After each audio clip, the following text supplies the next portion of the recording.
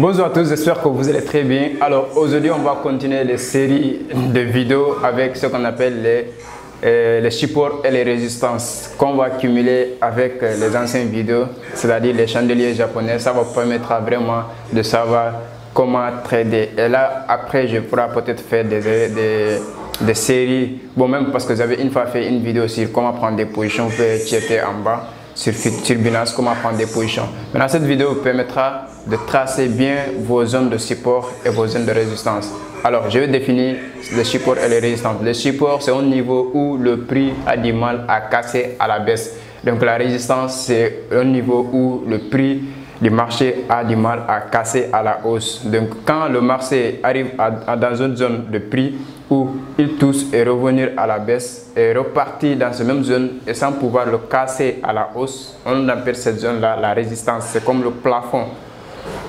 Maintenant, la zone du support, c'est comme la zone, quand on parle de support, c'est qui tenait le bas. Donc, ce qui veut dire quand le marché chute et arrive à un prix où il n'a pas pu casser plus bas encore pour ce prix, donc on appelle cette zone-là le support. Alors, il y a parfois que ça peut être dans une tendance haussière ou dans une tendance baissière ou dans un marché sans tendance. Donc, on trouve toujours des supports et des résistances. Alors, si c'est dans un marché de tendance haussier ou baissier, on appelle le support du trendline.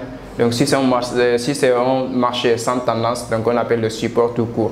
Donc, dans cette vidéo, après l'intro, je vais passer sur le graphique, vous montrer comment ça se passe, comment vous pouvez détecter les zones de support, les zones de résistance, afin de les cumuler avec les chandeliers japonaises pour prendre une belle position de trade. Alors, si vous venez de me découvrir, avant même d'entamer le sujet principal du graphique, donc je me nomme Youssouf Diaby, je suis trader indépendant, je suis formateur sur le domaine du trading des crypto-monnaies et de la blockchain. Donc je suis auteur d'un livre appelé L'esprit d'un crypto-millionnaire.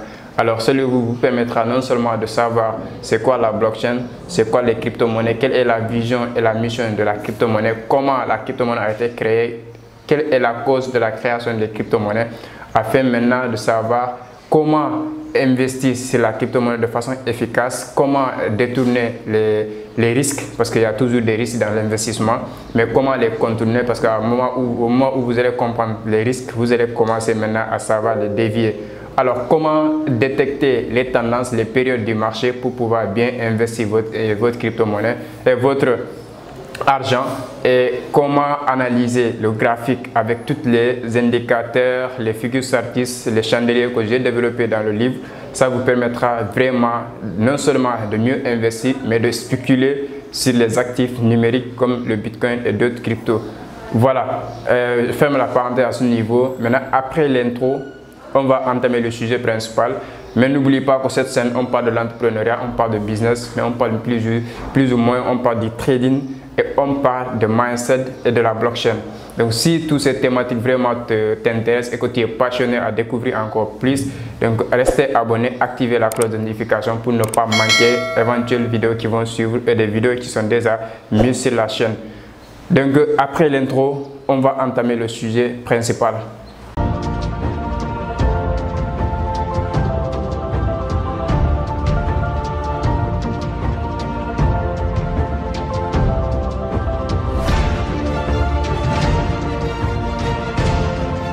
Alors, nous serons en phase du graphique afin de pouvoir montrer les supports et les résistances pour pouvoir prendre des belles positions de trade.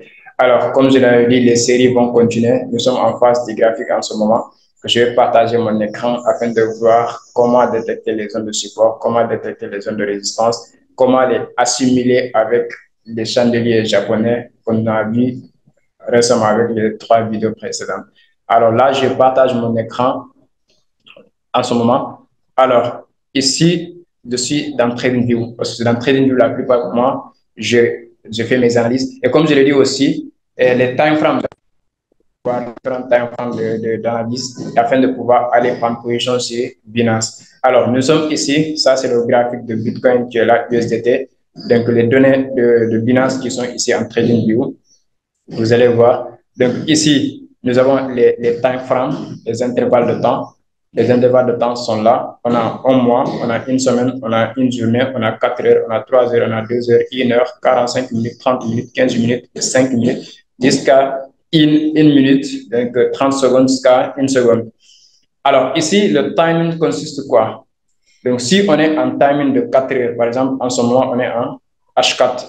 Donc si on est en timing de H4, ce qui veut dire que chaque bougie qui s'est formée depuis son prix d'ouverture jusqu'à son prix de clôture a fait 4 heures de temps. Donc ici, cette bougie, depuis son ouverture à 9h00, on est à 51 minutes restantes. Donc ce qui veut dire, en ce moment, au moment où je fais cette vidéo, il fait 11h09 à ce niveau précis. Donc de 9h à 11h09, donc ça fait 3h 9 secondes. Donc, ce qui veut dire que le temps restant ici, on a 50 minutes qui restent ici pour que cette bougie se clôture, parce qu'on est en H4. Alors, quand on va faire l'analyse d'abord pour voir la tendance globale du marché, on revient soit en weekly, soit en daily. Moi, la plupart, je viens en weekly d'abord pour voir vraiment la tendance globale du marché. Alors, en weekly, vous allez voir que la tendance globale du marché est là. Le marché, il est en tendance baissière depuis là. Donc, ce mouvement haussier, c'était l'année dernière, donc depuis 2020, mars 2020 jusqu'à 2021, c'est un mouvement haussier. Ici, on a une tendance haussière qui s'est fait. Maintenant, de novembre 2021 jusqu'à aujourd'hui, on a un mouvement baissier qui s'est fait. Alors, si nous regardons maintenant, on a vu la tendance globale, c'est baissier. On a tracé notre ligne de résistance auquel le prix n'a pas pu cacher pour partir. Donc là, c'est notre niveau de support qui est là, ici. Donc, puisque quand le prix rebond, jusqu'à toucher ce niveau-là, il fait un rebond pour aller toucher la résistance, il fait un rebond pour aller toucher le support, rebond. Donc là, on cherche la résistance ici à 25 dollars, à 25, 23 000 dollars. Donc si il n'a pas caché la résistance pour la rejeter encore. Donc ça, c'est la tendance globale.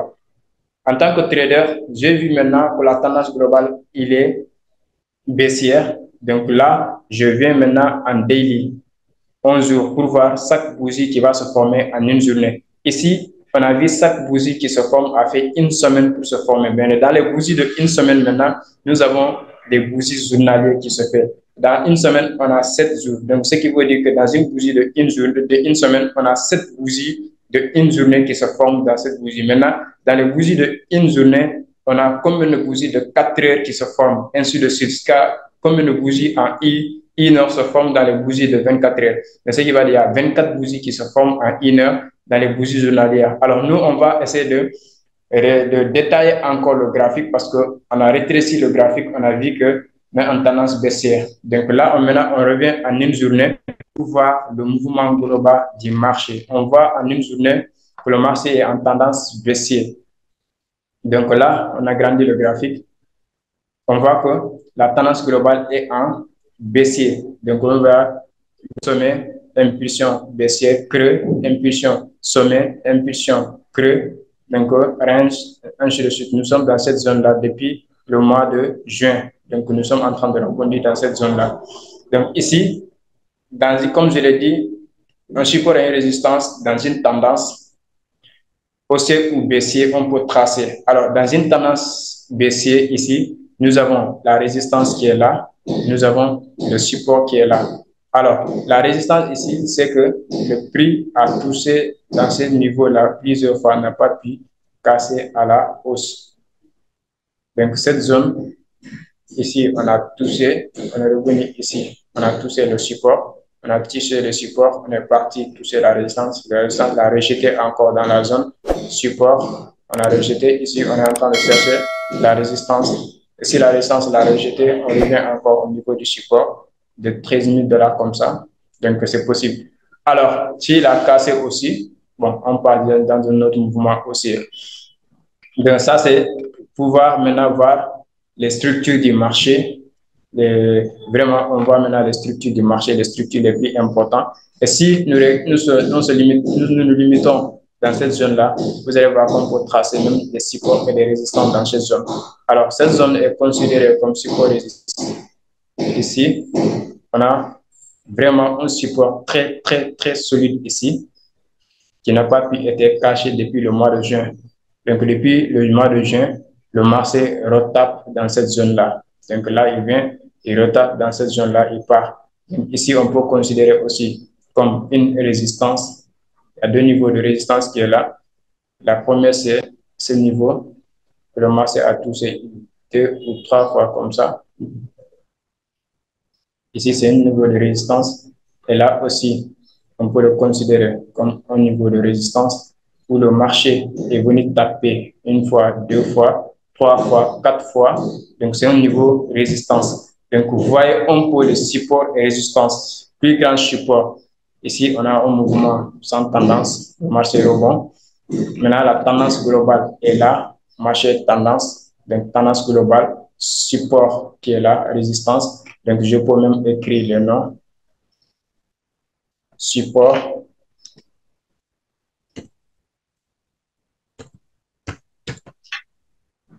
Qui vous permet vraiment de les détecter, de les comprendre. Donc, ici, on a support. Et ici, on a résistance. Ici, on a résistance. Donc là, ici, on le considère aussi comme résistance. Ici, on a considéré aussi comme résistance. Voilà. Maintenant, vous allez voir ici résistance, ici support. Alors, voilà les trois niveaux les plus importants du graphique. Alors, en tant que trader, comment vous pouvez trader dans ces zones-là? On va revenir avec les schémas des chandeliers, comme je l'avais dit tantôt. On va les simuler avec les chandeliers. Par exemple, ici, quand on va trader ici, étant donné qu'on a tracé nos lignes de support résistance ici, vous allez voir à chaque niveau du support, le marché a été rejeté soit par un harami, soit par un avalement, soit par un panier, soit une traîne pénétrante haussier ou baissier. Vous allez voir. Alors ici, quand le marché est venu ici, voilà le mouvement qui a été fait. Alors de là, on a avalement qui s'est fait. Disons avalement, parce que cette bougie a avalé cette bougie. Soit on peut le dire de façon pénétrante aussi, parce que cette bougie de force de frappe des acheteurs avait dominé cette bougie des vendeurs. Et là, le marché est parti un peu à la hausse. On est en H4, n'oubliez pas. Donc, du moment où vous prenez la position à 20 500, de votre take profit, vous le prendrez à 21 897. Alors, quand le marché est arrivé à cette zone de support, vous allez voir qu'il a été rejeté par un avalement baissier. Un avalement baissier, regardez les vidéos que j'avais fait pour comprendre c'est quoi un avalement baissier. Vous allez voir que le marché a été rejeté ici par un avalement baissier. Donc là, on prend une position de vente. À la fermeture de cette bougie rouge, on prend une position de vente au prix de 21 074,8 pour prendre notre take profit au niveau du support ici, donc qui est ici de 18 648. Donc de 21 000 à 18 000, on a un profit énorme dedans. Donc là, dès qu'on prend notre position ici, on place notre take profit ici et là, on met notre stop loss en haut de cette résistance ici. Alors, de façon concrète, comment cela va se passer? Supposons on est trader. Quand on a fait notre truc, comment dire, on prend une position short ici. Le prix d'entrée, ça sera ici. Le prix d'entrée, ça sera ici. Le take profit, ça sera au niveau du support ici. Et le stop loss, on le mettra ici. Le stop loss sera ici. Donc, ce qui veut dire que si le take profit a été ici, le stop loss, on la met ici. Ça, c'est le prix d'entrée. Alors, vous allez voir ici, le prix d'entrée, c'est 21 000. Le prix d'entrée ici, c'est 21 052. C'est ce prix-là qu'on va aller sur Binance pour mettre au prix d'entrée. Donc, le prix stop loss, c'est 22 700 et le take profit, c'est 18 569. Alors, qu'est-ce qu'on va faire ici? On a notre journal de trade, on écrit. Notre journal de trade, on l'écrit. On écrit les prix d'entrée, les stop loss et les take profit. Maintenant, on part sur Binance, que je vais faire avec vous ici. Je clôture, je sors de TradingView, je viens maintenant sur Binance. Maintenant, une fois sur Binance, le prix d'entrée, on a dit combien? Le prix d'entrée, c'est combien? On va voir ensemble.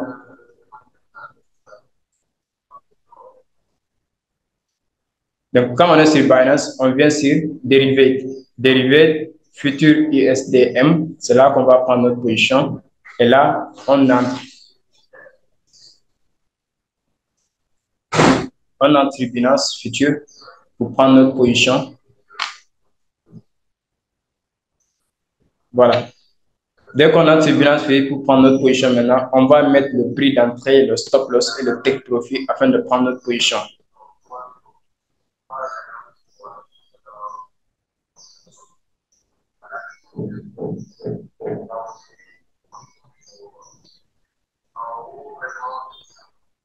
Voilà. Ici, on est en face du graphique maintenant. On est en face de, comment dire, de Binance. On est en face de Binance. Donc là, c'est ici qu'on prend le profit, qu'on place nos ordres de take profit, de stop loss, ainsi de suite.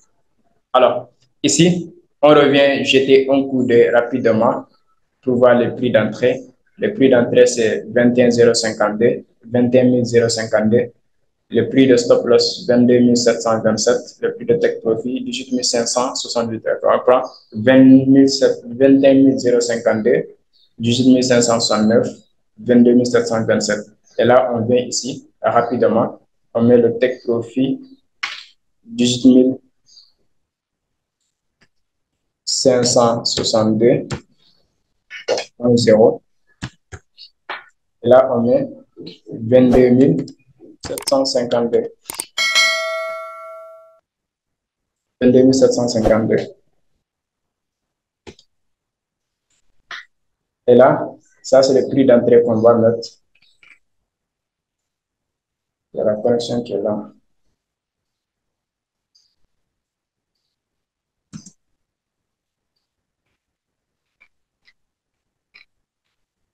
Alors, soit rapidement, même avec votre téléphone, vous pouvez le mettre. Donc là, vous allez mettre le prix. Bon, juste, puisque là, le site de Binance ne fonctionne pas en ce moment, bon, avec la connexion. Ici, c'est le prix de stop loss, take profit. Vous mettez le prix de stop loss. Le prix d'entrée, c'est ça. On met le prix d'entrée.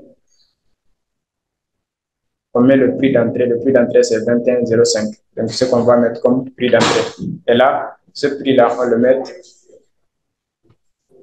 met dans la jeune. Alors, maintenant, à partir de là, maintenant, vous allez prendre votre position. Vous allez cliquer juste sur vente parce que le site ne répond pas.